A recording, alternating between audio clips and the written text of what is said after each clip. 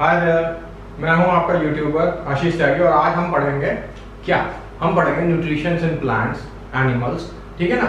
तो उसको हम पढ़ेंगे और देखेंगे कि कौन कौन से टाइप्स ऑफ ऑर्गेनिजम्स होते हैं और कैसे वो न्यूट्रिएंट्स एक्सट्रैक्ट करते हैं। हम पढ़ेंगे पैरासाइट्स के बारे में, हम पढ़ेंगे प्लांट्स के बारे में, हम पढ़ेंगे सेप्टोट्राइब्स के बारे में, हम पढ़ेंगे symbiotic relationship between between two living organisms। ये चैप्टर 1 है क्लास 7th का। ठीक है, और यहाँ पर समझाया जाएगा कि, और मैं इसमें एक्सरसाइज भी लूंगा जो ब्लू बॉक्स क्वेश्चंस हैं और उनको सबको हम लोग टैकल करते हुए चलेंगे। ठीक है ना? तो एक पूरा ओवरव्यू हम लोग लेके चलेंगे कि कैसे कैसे क्या होता है। ठीक है ना? चलिए इसको हटाते हैं। चलिए, न्यूट्रिशन इन प्लांट। ठीक है ना? तो living and non living organisms होते हैं। लिविंग ऑर्गेनिजम्स कैसे होते हैं? प्लांट्स में no we are going to talk about just about the plants, simple organisms like simple living organisms like amoeba, simple algae, bacteria, virus। ठीक है ना? Although virus is a connection between a non-living and a living world, it's a different thing। ठीक है ना? और हम non living organisms कैसे communicate करते हैं, कैसे वो न्यूट्रिशंस लेते हैं, वो हम लोग आज पढ़ेंगे। चलिए, तो living organisms like human beings, plants and animals need food to survive। Everybody knows that living organisms reproduce, respond, and they adapt to their environment। Everybody knows that living organisms respire and excrete as well। सबको मालूम है? ठीक है, तो actually में living organism cell के through अपना जो फंक्शनिंग है, लिविंग फंक्शनिंग है, वो आपका एग्जैक्ट फॉर्म में लेकर आता है लिविंग जीने के लिए। तो sales they are the basic unit। ठीक है ना? cells are the basic unit which makes living organism experience the life। ठीक है, और यही बिल्डिंग ब्लॉक्स हैं और किसी भी ऑर्गेनिज्म के लिए यही बिल्डिंग ब्लॉक्स हैं। ठीक है ना? सेल को हम किस किस चीज में डिवाइड कर सकते हैं? Cell we are going to in a nutshell we are going to divide cell into three major parts। एक होता है सेल की आउटर लेयर। ठीक है ना? a thin outer layer is called cell membrane। Humans में होती है सेल मेम्ब्रेन। कौन से लिविंग ऑर्गेनिज्म में सेल मेम्ब्रेन नहीं होती है, आप कमेंट सेक्शन में बताएंगे। अ स्फेरिकल स्ट्रक्चर, इसको हम बोलते हैं nuclei. A spherical structure which is situated not exactly between the cell. इधर भी हो सकता है, उधर भी हो सकता है सेल। लिविंग ऑर्गेनिज्म ऐसे ही होते हैं, क्योंकि अमीबिया का जो सेल होता है वो एक तरफ रहता है। ठीक है ना? और jelly like substance which surround the nucleus is called as cytoplasm. तो साइटोप्लाज्म उसमें भरा रहता है और साइटोप्लाज्म के थ्रू ही एक्सचेंजिंग होती है। तो exchanging happens through the cell membrane, और जो एक्सट्रैक्ट करता है वो सारा का सारा आपका सेल साइटोप्लाज्म एब्जॉर्ब कर लेता है। ठीक है, सिंगल एंड मल्टीपल ऑर्गेनिजम्स होते हैं। जैसे we are multiple organisms, we have multiple cells. ठीक है, organisms that are made up of just one cell is called a single cellular, and which are made up of like amoeba has just one cell। ठीक है, और organisms which have multiple, like we are humans, we are हर एक organ के लिए different type of cells होते हैं। ठीक है, न्यूट्रिशन कैसे होता है? Nutrition is a mode of taking of food by an organism and its utilization by the body। Body कौन सी? जो भी ऑर्गेनिज्म अपनी बॉडी के लिए कुछ भी चीज एक्सट्रैक्ट कर रहा है as a food is called as nutrition. Nutrition is very important as nutrition from the food consume enables the उसको बढ़ने के लिए हेल्प करता है, ग्रो करने के लिए हेल्प करता है। और ह्यूमन बीइंग्स में कौन सा ऐसा organism part of the food है which helps us to grow? Protein. ठीक, nutrition helps to repair damage and damage part on organism. Human में कौन सी चीज होती है जो डैमेज सेल को रिप्लेस करती है? और विटामिन। ठीक है ना? Nutrition also provide energy for carrying out various functions. बहुत सारी एनर्जी को करता है न्यूट्रिशन। ऑटोट्रॉफ्स वो होते हैं, autotrophs they are type of organisms which autotrophs are the which make their own food like plants. Plants autotrophs है, बाकी जो भी धरती पर है दैट इज ऑल हीटरोट्रॉफ्स। ठीक है ना? Humans are heterotrophs. ठीक है ना? ये मैंने बता दिया, autotrophs they make their own food. ये जो फूड चेन होती है ऑटोट्रॉफ्स सबसे नीचे लाई करते हैं, और हेटरोट्रॉफ्स ग्रेजुअली हर एक level of the food chain में एग्जिस्ट करते हैं। ठीक है ना? ऑटोट्रॉफ्स पे जो डिपेंड करते हैं फूड के लिए वो होते हैं heterotrophs, animals and human beings are example of heterotrophs, सबको मालूम है। एक्चुअली में ये बहुत इजी का चैप्टर, इजी से चैप्टर है, तो मैंने कुछ पॉइंट्स लिख दिए, बुलेट पॉइंट्स लिख दिए। अगर आपको पीडीएफ चाहिए तो आपको मिल जाएगी चैनल पे, आप बस पिन कर दीजिए और ये मैं ये करूँगा, मैं डिस्क्रिप्शन बॉक्स में डाल दूंगा, ठीक है ना, पीडीएफ आपको मिल जाएगी। फोटोसिंथेसिस एक मैकेनिज्म है जिससे ऑटोट्रॉफ फूड बनाते हैं। फोटोसिंथेसिस में होता क्या है, एक क्लोरोफिल चाहिए होता है, chlorophyll which is a green pigment. In the presence of chlorophyll and sunlight and air, air में क्या चाहिए होता है किसी भी प्लांट को, ऑक्सीजन कार्बन डाइऑक्साइड चाहिए होती है, और एक स्टिमुलेट एक पोर चाहिए होता है जिससे वो एक्सचेंज करे ऑक्सीजन को। जब वो बाई प्रोडक्ट में ऑक्सीजन होती है तो ऑक्सीजन को एक्सचेंज कर देता है, स्टोमेटा उसको बोलते हैं, स्टोमेटा, ठीक है ना। तो ये हुआ photosynthesis is a food by green plants and it is usually it take place in the leaves of the plants, ठीक है ना। लीव्स ऑफ द प्लांट्स में आपका फोटोसिंथेसिस होता है।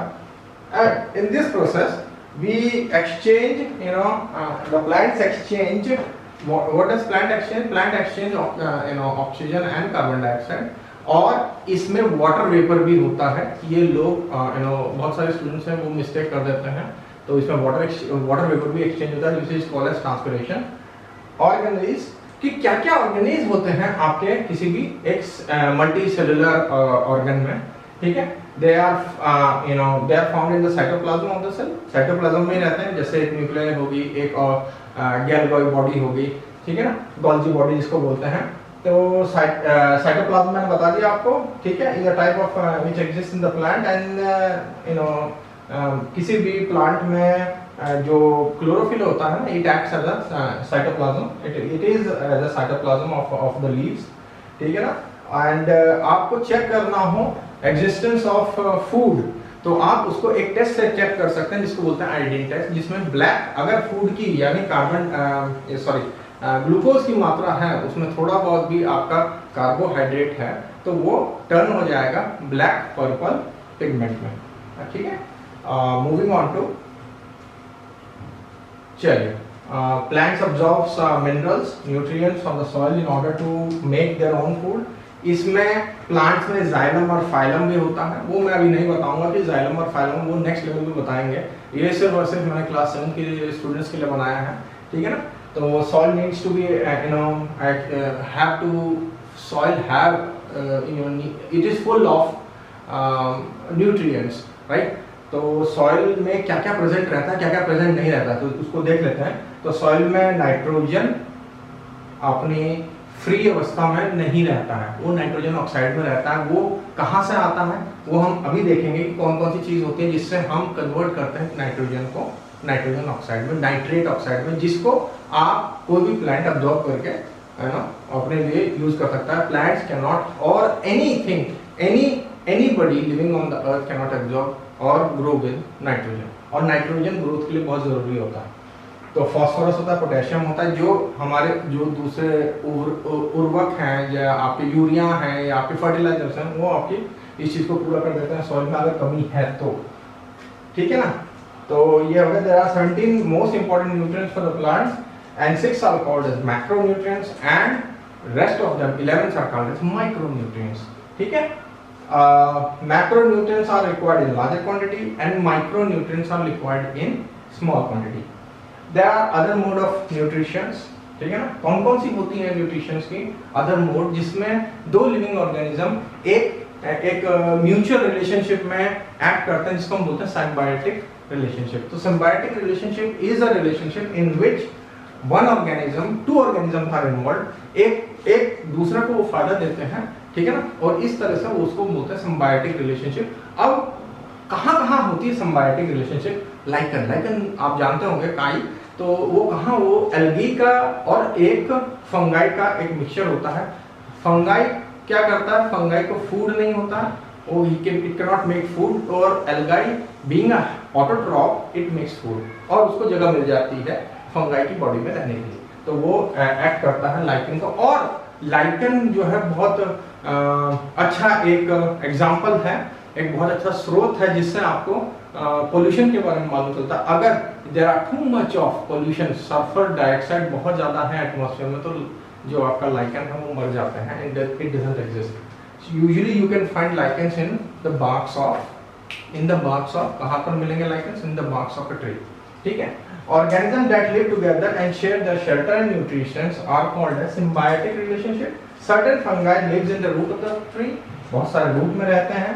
The tree provides nutrients to the fungus, and in return, it takes up water, from the soil and water and nutrition from the soil.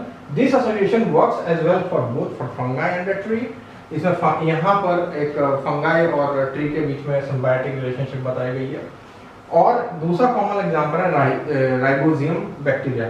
अब ये क्या करता है? राइबोजियम बैक्टीरिया ये लेग्यूमिनस प्लांट्स में रहता है, जो दाल होता है ना, लेग्यूमिनेट्स को हम बोलते हैं, roots of the leguminous plant, तो दालों के जड़ों में रहता है ये, ठीक है ना। और ये क्या करता है? ये नाइट्रोजन को कन्वर्ट कर देता है नाइट्राइट में, ठीक है, और उसके बदले में उसको खाने को मिल जाता है, ठीक है ना। The bacteria provide the plant with nitrogen that fix and turn into shelter and food for the plants. Ribosium is a kind of bacteria which converts atmospheric nitrogen into nitrite.